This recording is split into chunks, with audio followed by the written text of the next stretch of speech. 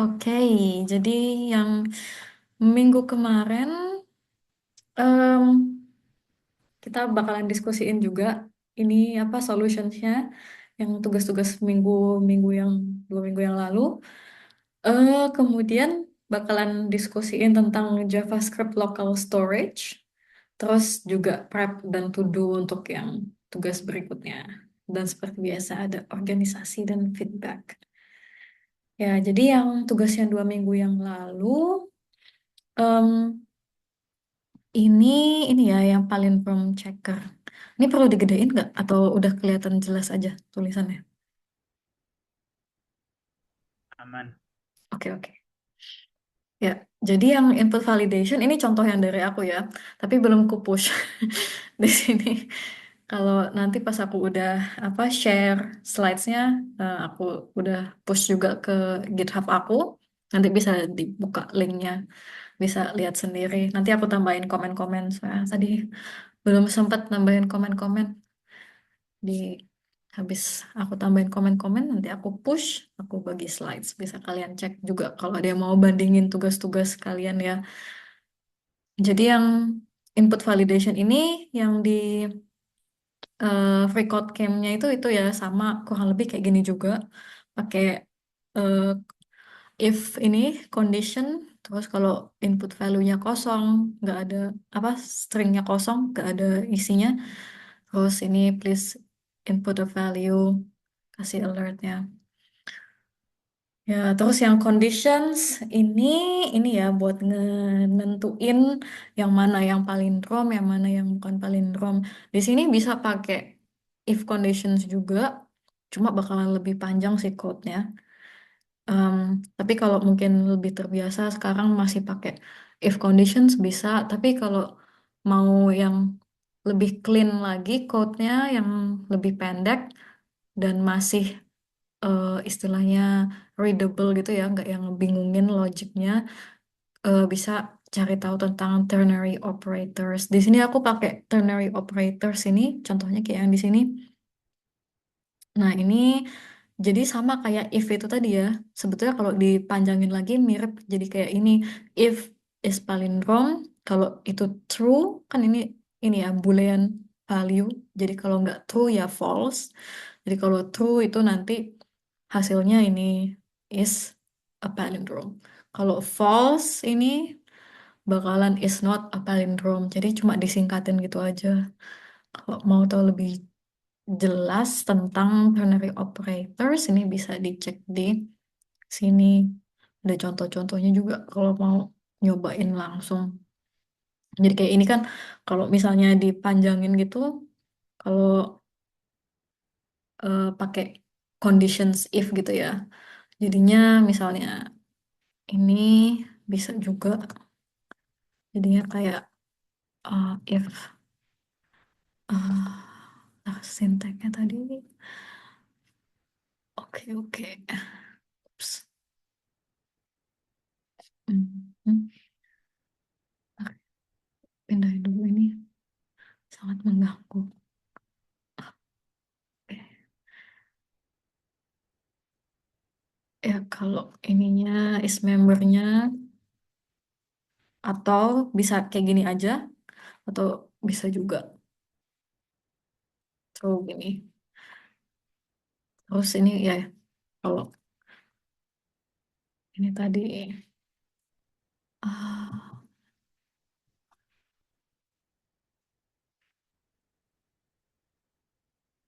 s-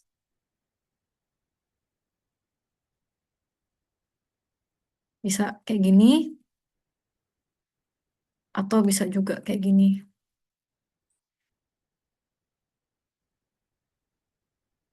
Tuh. Oh, oh, itu bisa macam-macam ya. Tapi ini tadi bisa disingkatin jadi kayak gini aja. Ini tadi. Tuh, gitu. Terus ya ini kalau true jadinya $2, kalau false jadinya $10 stringnya. Jadi lebih disingkatin gitu aja, jadi cuma satu line gitu. Ya, mungkin kalau yang belum terbiasa agak bingungin ya pertama kali ngebaca. Tapi kalau udah terbiasa bakalan lebih gampang pakai ternary operators. Kalau yang kayak gini, yang bisa apa simple gini if conditionnya. Dan apalagi kalau cuma true false gitu ya, cocok bisa pakai ternary operators. Ada yang mau tanya nggak tentang yang ini tugas yang 2 minggu lalu yang palindrome checker? Kalau ada yang mau demo, mau nunjukin, bisa juga. Silahkan, jangan malu-malu.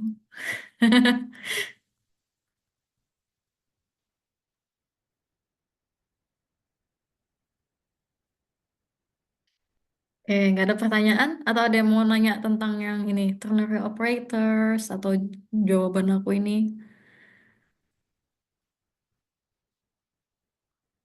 Misalnya ada yang kurang jelas.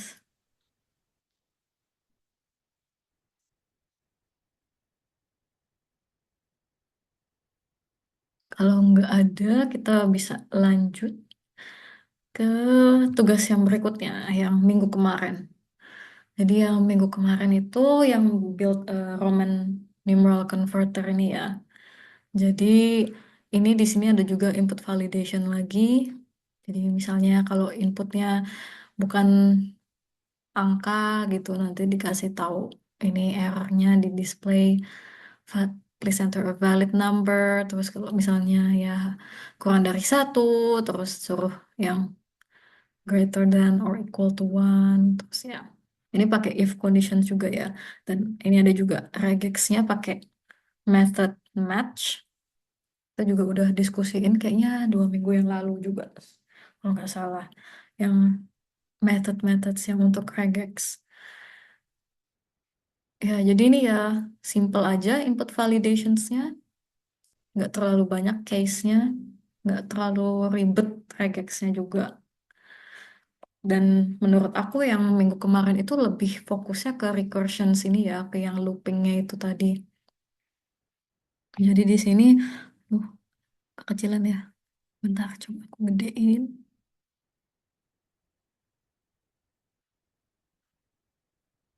Ya, jadi recursion sini karena ini apalagi ini ya convenient banget. Soalnya kan ini cuma nge-reiterate gitu ya.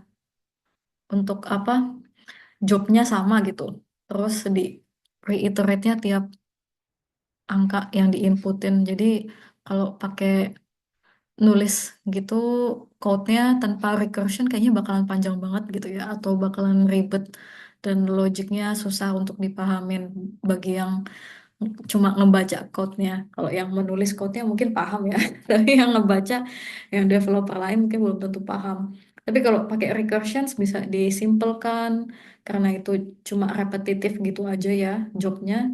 Jadi bisa dibikin satu kali gini aja code-nya, terus habis itu bisa pakai recursion atau pakai looping. Jadi di sini tiap angkanya di loop di mapnya ini tadi. Ya kalau nggak salah juga 2 minggu yang lalu apa minggu kemarin ya, minggu kemarin kalau nggak salah membahas tentang yang solution untuk ini juga aku ada jelasin tentang map ini ya array map. Jadi kalau array biasa kan cuma satu biasanya, cuma satu kolom. Kalau map itu biasanya ada dua kolom. Jadi ada ini misalnya yang string ini terus ada ini lagi integer contoh yang di sini. Ya, ada pertanyaan nggak yang ini tugas yang minggu kemarin? Misalnya tentang loopingnya atau mungkin ada yang beda cara implementasinya? Boleh kalau mau sharing.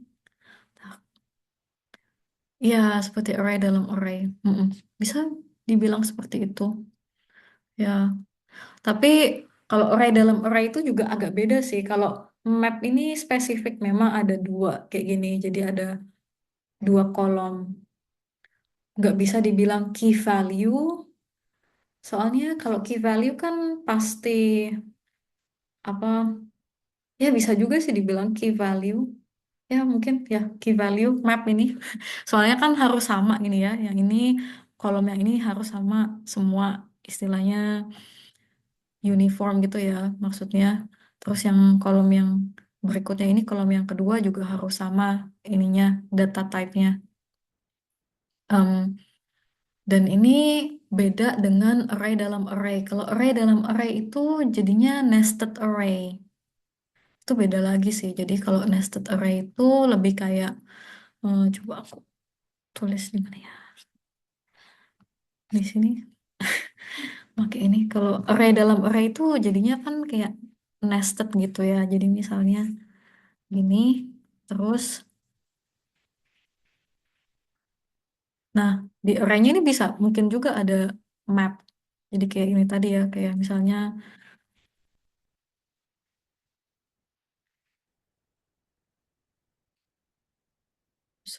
itu, misalnya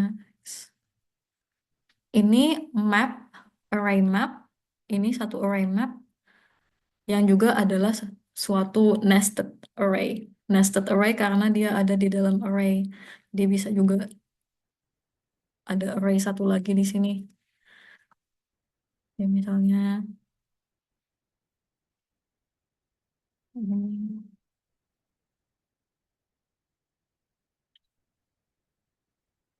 gitu.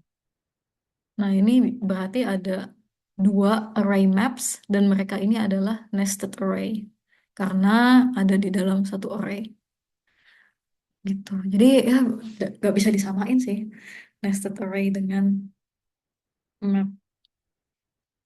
Mereka sepupuan lah, sepupuan tapi nggak nggak sama. Oke, semoga itu menjawab ya. Kalau nggak menjawab bisa tanya lagi, Calvin. Oke, ada pertanyaan lain? Oke, sip sip.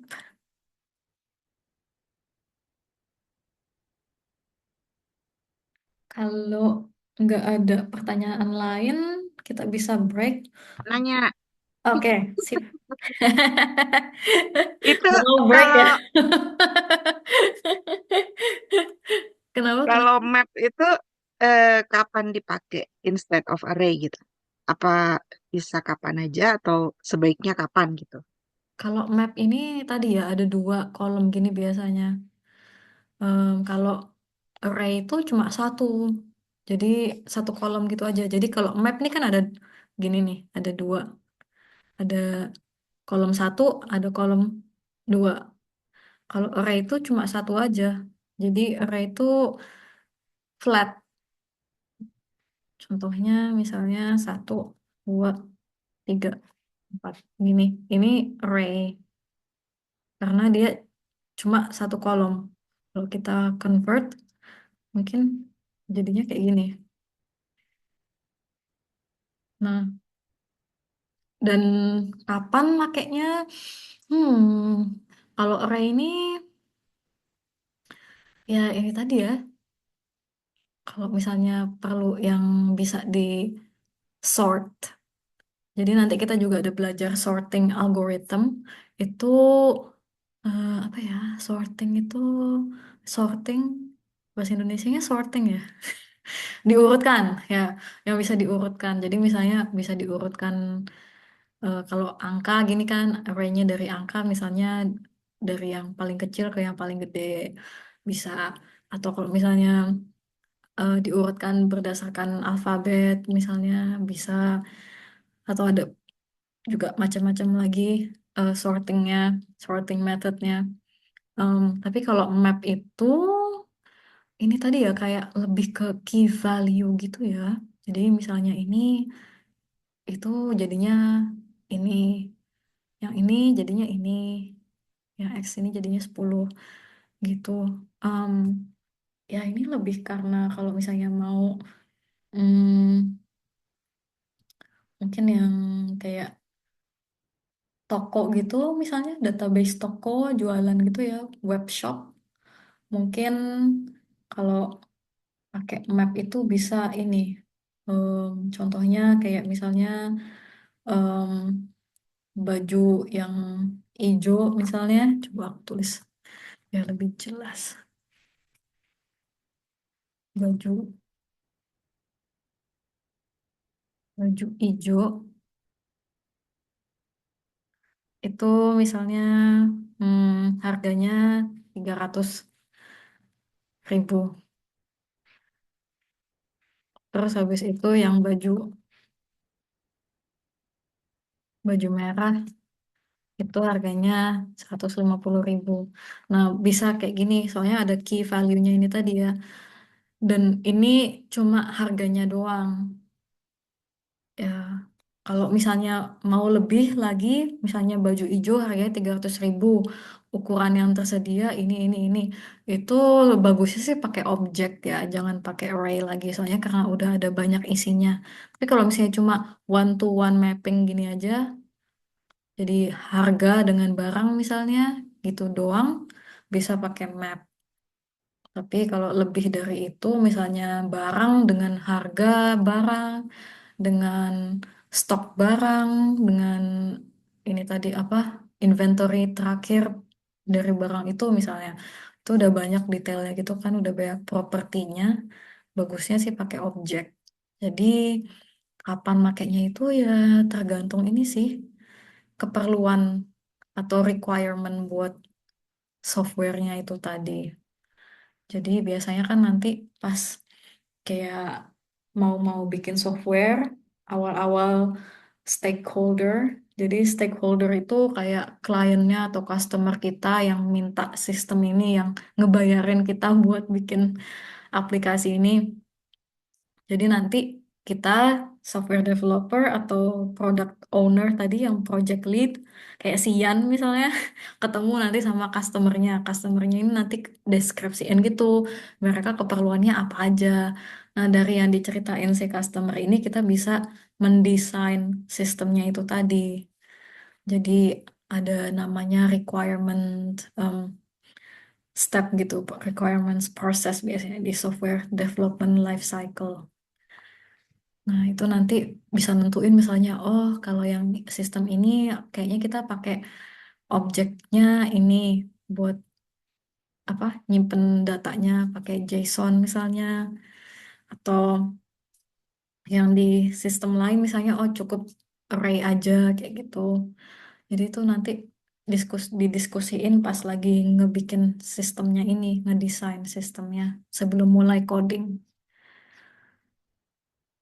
Nanti kalau pas udah back end, bisa itu aku jelasin juga. Jadi ada namanya ini tadi requirements development atau ya itu bisa nge-declare data type-nya pas awal-awal sebelum mulai coding di specification, technical specification. Nanti aku Kalau kayak koordinat gitu, pakai map gitu atau pakai yang lain? koordinat kayak Nyimpen data koordinat. latitude, magnitude gitu ya. Iya, kan ada kayak misalnya sumbu X, Y, Z gitu atau Ya, gimana. itu juga bisa pakai map misalnya. Soalnya kan mereka satu set gitu ya lokasinya. Ya bisa, misalnya yang X-nya apa, Y-nya apa. Jadi kolom ini yang X, kolom yang satu ini X, kolom yang ini yang Y-nya itu bisa pakai map. Heeh. Itu salah satu contohnya juga.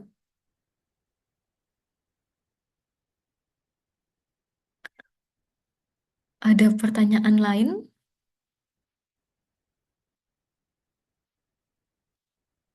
Kalau nggak ada, nanti aku coba masukin juga link-link yang aku ceritain tadi tentang requirements engineering atau requirements development ini di sini.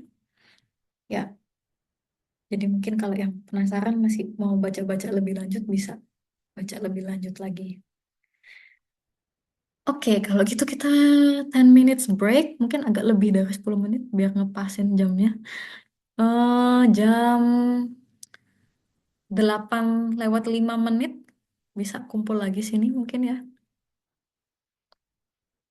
Kalau gitu sampai ketemu lagi jam 8:05.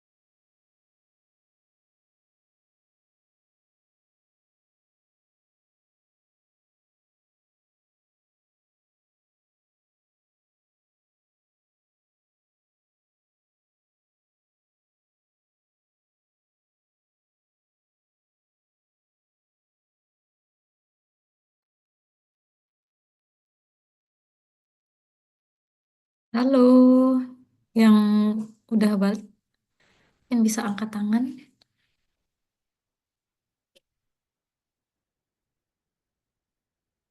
Kasih Tiwi.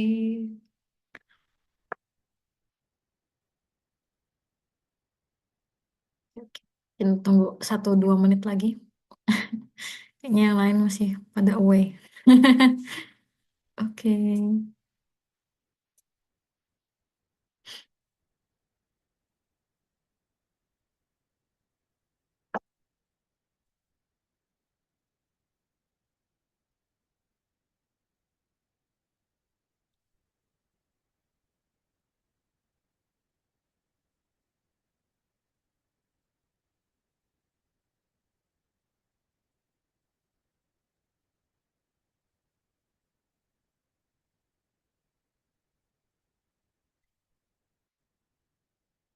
Gitu aku mungkin mulai pelan-pelan. Ya, jadi sesuai agendanya tadi, minggu ini kita belajar tentang JavaScript Local Storage. Ini mungkin bisa dilihat contoh-contohnya. Jadi em, di sini ya tema temanya MDN Web Docs aku ini kok bisa pas waktu aku close browsernya, sewaktu aku matiin laptopnya, pas aku nyalain lagi tetap gitu sesuai dengan yang aku pilih terakhir kali. Walaupun misalnya aku nggak login, aku apa nggak sign up. Tapi kalau misalnya aku ganti browser, nah ini nanti bakalan ganti juga temanya sesuai dengan yang terakhir aku pilih menggunakan browser itu. Jadi misalnya yang di Chrome ini aku pilih nih ya yang dark, terus habis itu nanti yang di Edge eh, aku buka Webdocs ini misalnya, ya gelap juga. Saya aku pilih light. Terus habis itu aku close Edge-nya ini, buka lagi. And kok bisa dia tetap nge-record kalau ini yang light theme. Padahal juga di sini nggak login kan? Ya, Terus di sini misalnya kenapa free code camp bisa simpan code-nya padahal aku nggak sign in. Terus kadang kalau misalnya ngisi formulir online gitu ya, ada fiturnya save for later gitu. Terus habis itu bisa ke save gitu progresnya kita ngisi formulir itu tadi. Itu ke save-nya di mana? Nah, terus ada juga misalnya Google kok bisa ingat recent searches-nya jadi search search yang di apa di browser itu tadi. Kalau misalnya kalian cek recent searches-nya yang di HP misalnya dengan recent searches yang di laptop, kadang itu beda soalnya itu tadi ya, karena mereka pakai local storage. Ini juga di WhatsApp web bisa pakai ingat-ingat emoji yang barusan dipakai. Terus kalau misalnya kadang kalau ke website-website gitu kan ada ini nih kayak pop up terus ditanya consent to the cookie-nya itu ya misalnya allow all tracking atau allow only some of them atau misalnya disable all gitu. Kok bisa dia ingat gitu tiap aku visit website itu. Nah, ini mereka merupakan salah satu contoh penggunaan dari local storage.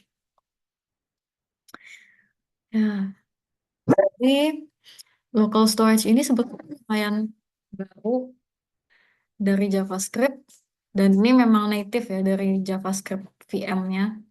Jadi mereka memang ada API-nya khusus ini buat local storage. Dan ini ya itu tadi sekitar tahun 2018-an kalau nggak salah 2018 2017 gitu rilisnya ini local storage. Dan karena ini juga termasuk baru, biasanya yang mensupport itu ya modern browsers kayak Chrome, Edge atau Firefox gitu ya. Tapi yang legacy atau mungkin yang version-version lama itu biasanya sih memang nggak support JavaScript kalau sebelum 2017, 2018. Dan local storage ini untuk setiap domain, jadi setiap website misalnya untuk docs.google.com ini dia alokasiin 5 megabyte. Dan yang bagusnya lagi itu sifatnya ini persistent. Jadi contohnya kalau eh, yang cookies itu tadi ya itu kan nggak persistent. Jadi misalnya kalian setelah sessionnya selesai, em, biasanya itu kan expired gitu ya cookie-nya. Kalau local storage ini, kecuali kalian memang manual ngehapus local storage-nya itu, ngehapus riwayat browsingnya, riwayat browsernya, ya bakalan local storage ini bakalan ya sampai akhir zaman akan selalu persisten, tidak akan terhapus. Dan formatnya local storage ini tadi ya key value objects. Jadi kayak si array map tadi ya yang kita omongin sebelumnya yang di sini. Jadi key value mapping gini. Dan ini key sama value-nya semuanya dua-duanya ini merupakan strings. Jadi nggak bisa pakai integer gitu misalnya harus string. Ya, sampai sini ada pertanyaan nggak?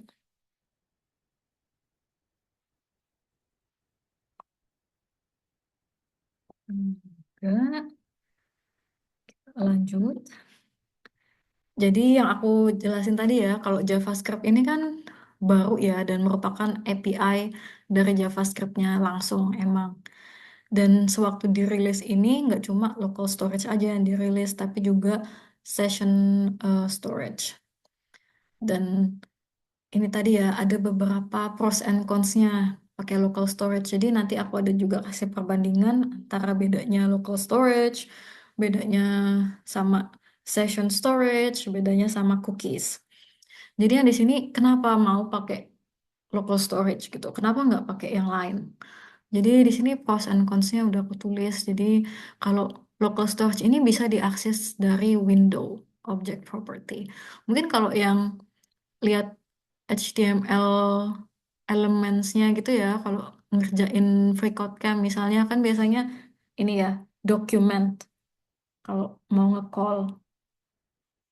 HTML elemennya, suatu HTML elemennya kadang dia manggilnya pakai dokumen dot bla bla bla, misalnya nama HTML elemennya. Nah, itu dokumen itu biasanya untuk satu tab ini aja ya, untuk satu HTML page aja, satu web page. Tapi kalau window ini, ya berarti satu browser window ini dia berlakunya. Jadi kamu bisa mengakses ini dari macam-macam tabs. Kayak ini tadi ya, kalau aku MDN ini tadi, dari sini aku bisa akses local storage-nya. Kalau aku bikin tab lagi, misalnya, bukan ini. Eh,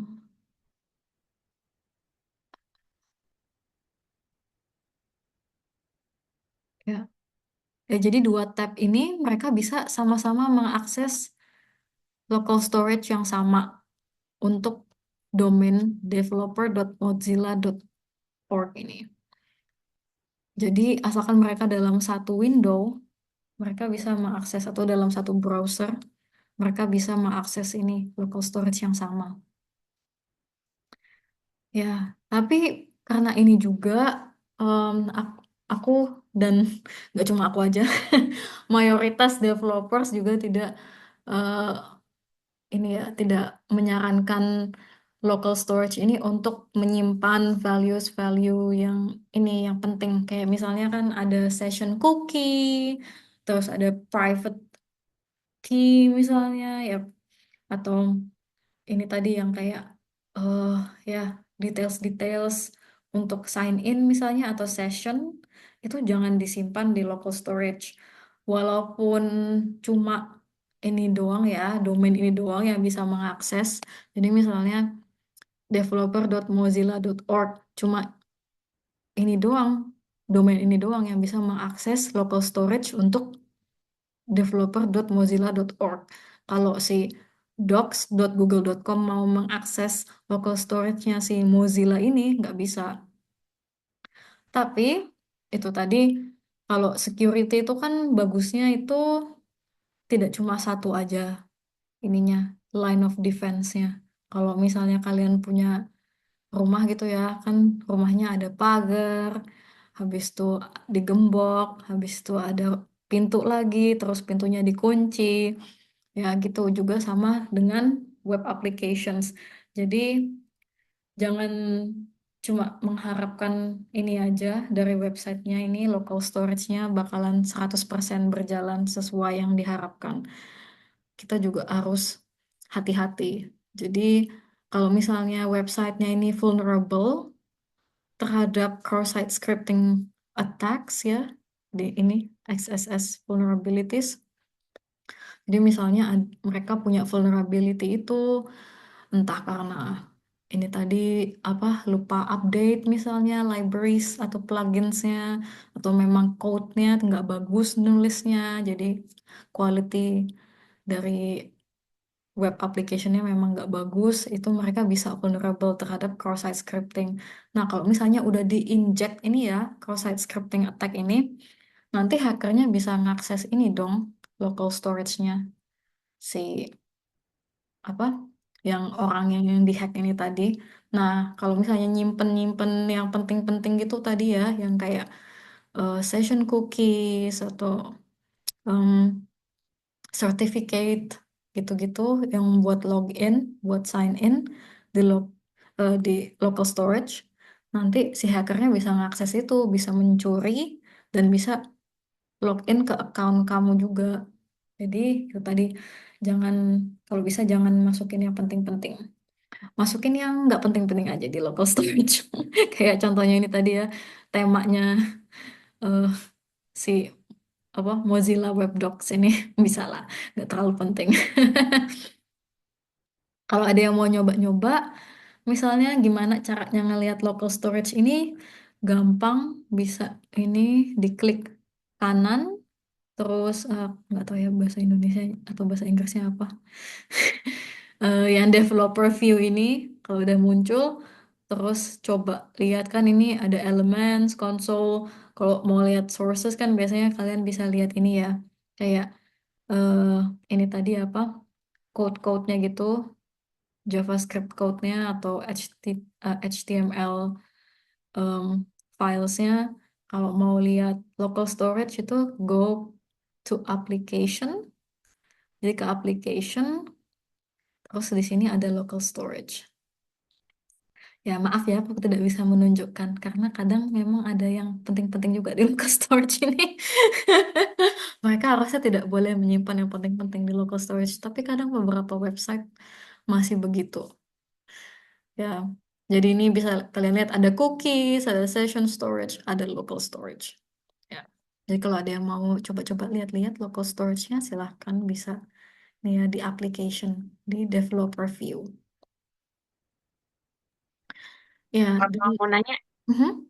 yang local storage tadi kan apa size-nya maksimal 5 mega ya? Itu satu per website atau semuanya digabungin jadi maksimal 5 mega gitu Per website. per website. Terus kalau Mhm. misalnya lebih dari 5 mega gitu nggak ada warning tiba-tiba hilang aja datanya gitu ya? Ya, biasanya sih kalau ini ya error gitu aja biasanya bakalan muncul di sini di bentar. Ini tadi di konsol. Nih ada warning-warning gini biasanya. Kalau misalnya local storage-nya mulai penuh, mungkin bakalan muncul di sini salah satunya. Biasanya gitu. Kalau makanya harus testing gitu ya di development sebelum rilis gitu ya, sebelum rilis ke production harus testing dulu. Kan soalnya nanti misalnya itu tadi kayak ada resiko local storage-nya penuh kan, itu harus diketahuin dari awal. Jadi jangan terlalu banyak nyimpen di local storage juga. Nanti jadinya lemot gitu aplikasinya. Em, Soalnya local storage ini juga bisa dipakai untuk caching. Itu tadi caching ada Oh yang iya, tahu. bedanya apa dengan case yang biasa gitu? Kan kalau kita keluar browser terus clear case gitu itu kehapus juga nggak? Eh, Tergantung ya, kalau misalnya kayak yang di local storage ini itu tadi kayak yang spesifik mungkin terhadap client side code-nya, jadi yang front end code-nya aja biasanya. Kalau caching itu juga kan kadang dia ada kayak misalnya em, data tentang last login misalnya, jadi kapan eh, terakhir logout atau kapan terakhir login kadang ada di cache atau misalnya di Instagram atau Facebook atau Twitter gitu ya. Kadang di cache-nya itu ada kayak ID-nya kapan last refresh gitu. Jadi kapan kalian last refresh timeline-nya. Jadi nanti kalau misalnya buka lagi biasanya di refresh gitu kan, terus ada konten baru yang dimunculin. Tapi kalau local storage ini lebih ke ini sih, yang khusus memang front end elementsnya ini. Jadi kayak ya itu tadi ya contoh-contohnya kayak yang ya estetik atau yang simple gitu ya kayak temanya web docs atau ini code lines-nya di FreeCodeCamp atau ini tadi input untuk isi formulir online gitu yang memang cuma hubungannya dengan client side aja. Berarti kalau kita clear case itu dia nggak akan hilang, masih tetap ada. Tetap ada yang local storage beda. Mm-mm. Tapi ya beberapa developer juga pakai local storage ini buat caching gitu ya. Tapi sebetulnya juga nggak bagus. Soalnya nanti jadi kebanyakan kan yang diisiin di local storage ini bisa jadi lemot juga nanti aplikasinya. Jadi memang harus bener-bener pilih-pilih gitu ya. Testing. Jadi akhirnya nanti pilih yang mana. Misalnya simpen di local storage kah? Atau misalnya nggak terlalu ini sih perbedaannya nggak terlalu kerasa. Bisa aja kita load apa dari awal memang kalau misalnya ininya nggak terlalu lambat bisa juga kayak gitu jadi ya perlu banyak testing. Kalau yang PWA itu nggak ada hubungannya dengan local storage ya. Kan Mm, ada tuh kayak misalnya situs apa terus install gitu kan. Terus mm-mm. kayak seolah-olah terinstall di Android kita, tapi sebenarnya dia website gitu. Terus dia itu berarti pakai local storage atau bukan? Itu Oh, konsep yang beda. nggak tahu ya. Yang mana itu ya? Aku nggak tahu kayaknya. Contohnya kayak apa? Oh iya. Claude, Claude AI itu kalau kita buka websitenya nanti kita bisa kayak install di di handphone. Tapi sebenarnya itu website juga sih. Maksudnya kayak kita ngakses itu bukan aplikasi tapi kayak websitenya dia yang di nggak tahu diapain. Hmm, Bingung mungkin, mungkin, bilangnya. mungkin ya bisa cek sendiri ya. Ini tadi kalau right click terus yang developer view, habis itu di application-nya bisa cek apa aja yang disimpan sama mereka di local storage-nya ini. Bisa dilihat. Ini apa? Ini progressive web app apa nih artinya? Ah, Can be installed on device as a standalone application. itu kayaknya web application deh. Ya, kayak ini web Jadi itu bukan application juga. bukan Mm-mm. pakai local storage ya. Itu makanya case gitu ya. Mungkin pakai local storage juga, aku nggak tahu ya, tergantung beda-beda implementasinya mereka gimana. Harus cek di ininya, di code-nya mereka gini. Bisa dicek di developer view-nya, misalnya ke websitenya, terus habis itu buka. Klik kanan gini ya, terus lihat developer view-nya di application, apa aja yang mereka simpan di local storage-nya, bisa dicek. Kayak Dan Word kalau gitu contohnya. user biasa nggak bakal ngerti ya. Maksudnya yang kayak gini kan yang ngertinya developernya gitu ya. Orang orang teknisnya lah istilahnya. Jadi nggak ada kayak kalau kita clear case kan, oh nggak sengaja clear case gitu. Pokoknya datanya kehapus. Nggak gitu ya. Ya, kalau local storage ini misalnya dihapus apa riwayatnya gitu ya, historinya misalnya browsernya ini kan aku hapus hapus mana ya? Hapus historinya. Ya, kalau misalnya hapus ini historinya tadi ya, ya ini misalnya aku hapus bakalan hilang juga nanti local storage-nya dia. Tuh. Kalau cache kan tergantung tiap websitenya ya atau tiap tabnya. Misalnya kayak di sini kan aku bisa nih ya, nih aku bisa enable cache-nya ini beda dengan local storage. Eh, Pertanyaan lain. Tadi ngejawab? Oke, oke. Oke, oke. Data-data yang disimpan itu nggak ke enkripsi ya, Kak? Nggak. Nggak ke enkripsi. Semuanya ini plain text, string gitu.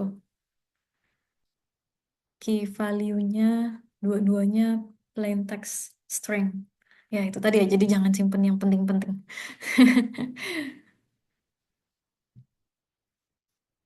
Ya, ini aku juga udah sebutin sini ya, caching ini tadi. Ya, cachingnya tapi to a certain degree, nggak yang caching full caching yang seperti Sari bilang tadi sebelumnya.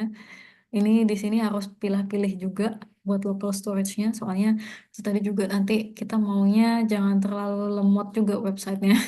Kalau nyimpan terlalu banyak, caching terlalu banyak, jadi akan jadi lambat. Ya, dan ini tadi ya. eh, Akses datanya tuh lumayan cepat dan efisien. Karena simple itu tadi cuma key value aja, terus semuanya strings. Em, tapi ya jangan nyimpen yang terlalu kompleks juga. Ada kalau misalnya kalian Google gitu ya, local storage, ada yang bilang ini misalnya save JSON objects. Jadi belum ada yang pernah dengar JSON itu salah satu format ini ya, file gini. Jadi dia tuh kayak nested gitu, nggak flat. Hmm. Nah, ini contohnya simpel-simpel semua. Tapi biasanya JSON itu memang kompleks, nggak. nggak yang simple kayak key value format gitu ya.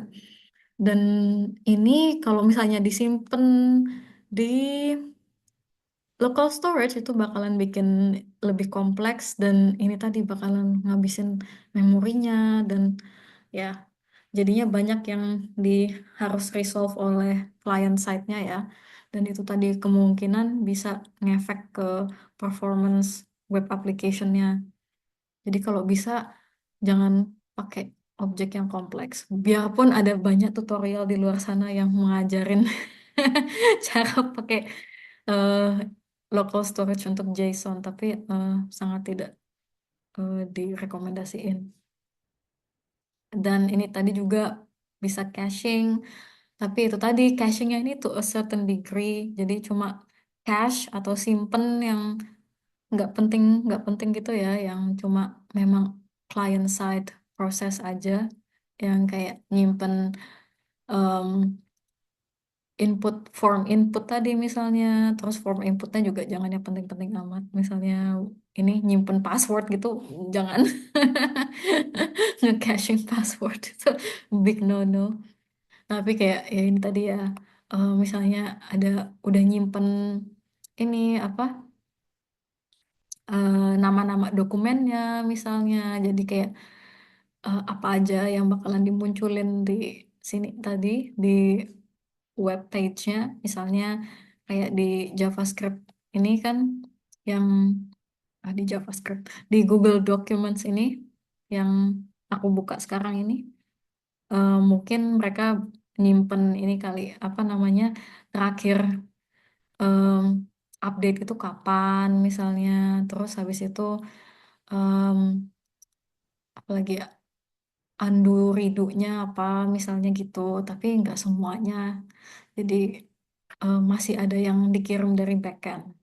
Kalau semuanya disimpan di front end kan jadinya itu tadi ya lambat akhirnya ngeload atau nge-render ininya web page-nya. Dan juga bisa menyebabkan data leakage. Jadi misalnya ada yang bisa nge-cross-site scripting, bisa nyuri-nyuri. Kalau yang penting-penting kesimpan kan bisa bahaya. Itu. Oke, sampai sini ada pertanyaan?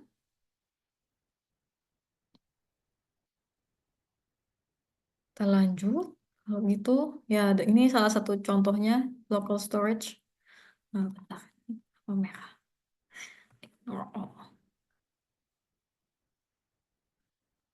Ya, oh, typo. Oh,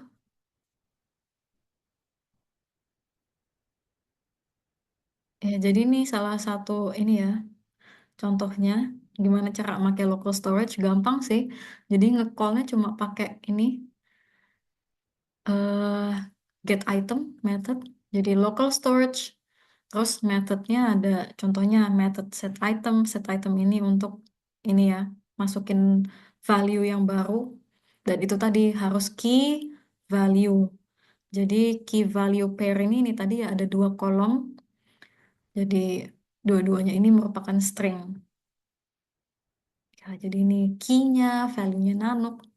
Terus yang key-nya yang kedua, value-nya balu. Key yang ketiga, my neighbor cat, value-nya mini. Tuh.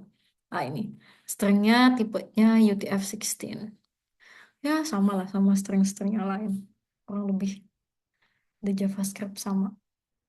Kayak tipe string UTF-16. Dan kalau mau manggil itu tadi, mau dapat local storage itemnya, contohnya get item, methodnya, terus tinggal panggil key-nya, nanti dapat value-nya. Gitu. Kalau mau delete, pakai remove item. Kalau mau clear, tinggal clear aja. Ya, ada banyak lagi contoh-contohnya di sini. Aku ada link yang juga lumayan menarik-menarik gitu ya. Kalau mau lebih baca, ah, mau baca lebih lanjut. Jadi kayak ini basicsnya gimana, terus habis itu di Free Code Camp ini juga how to use local storage in JavaScript ini juga lumayan bagus kalau mau ikut-ikut gitu ya, apa follow along, mereka kasih tutorial. Ini juga lumayan bagus, Local Storage Complete Guide ini.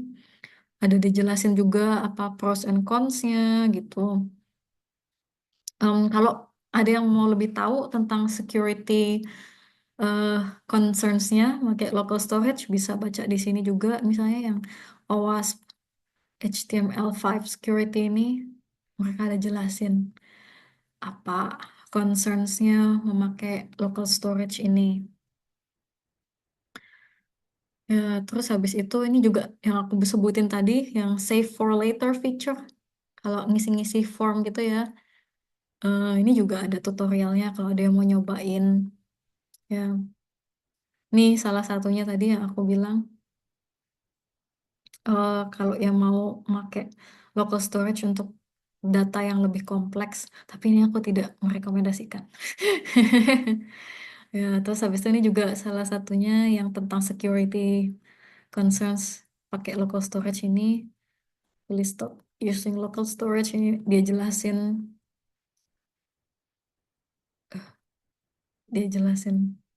kenapa gitu, lumayan bagus juga. Oke, sampai sini ada pertanyaan? Kalau enggak, kita lanjut. Ya, di sini aku kasih perbedaan gitu ya, bandingin local storage, session storage, sama cookies. Jadi local storage ini sama kayak session storage. Dia itu API dari JavaScript, yang memang JavaScriptnya sendiri ya yang mensupport. Sedangkan cookies ini kan ya dari ini ya, dari server gitu. Servernya harus mengirimkan cookies. Jadi, ya ini aku tulis di sini aksesnya. Aksesnya local storage itu biasanya window atau browser ini. Session storage itu biasanya satu tab yang dilihat, satu tab yang dibuka, atau page yang dibuka. Terus habis itu cookies. Biasanya cookies ini tergantung servernya ya. Servernya misalnya ngesetnya sessionnya cuma 30 menit, satu hari atau apa. Itu tergantung servernya. Sedangkan ya local storage ini kan tergantung kalian maunya sampai kapan. Kalau nggak di-clear ya tetap persistent.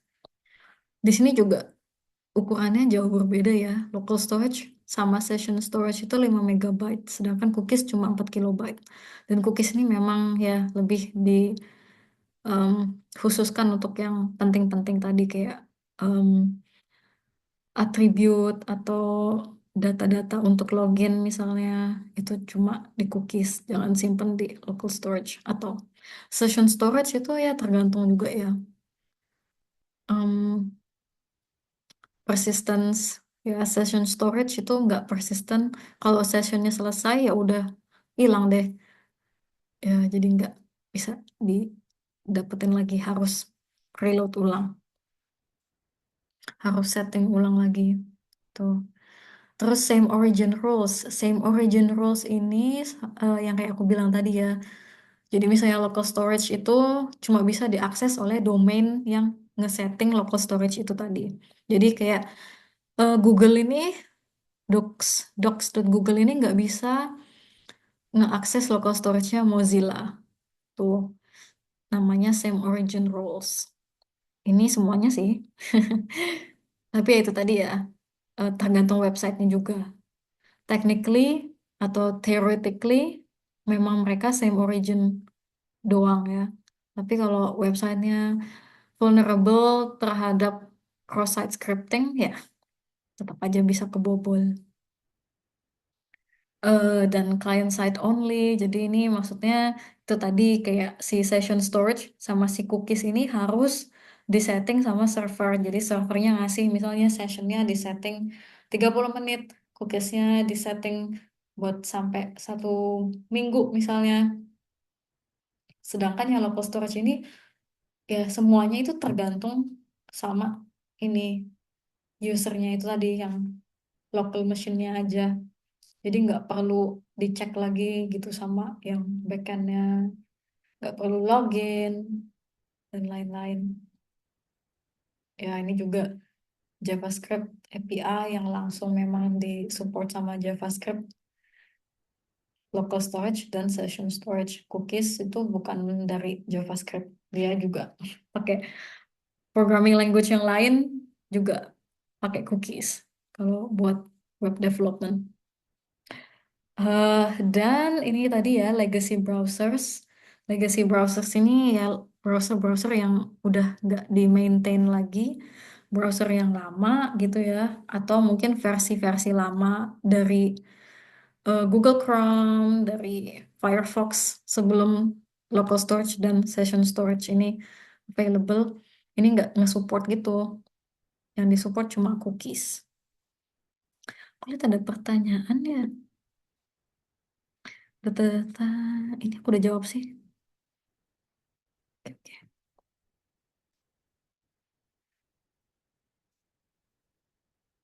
Ya, sampai sini ada pertanyaan.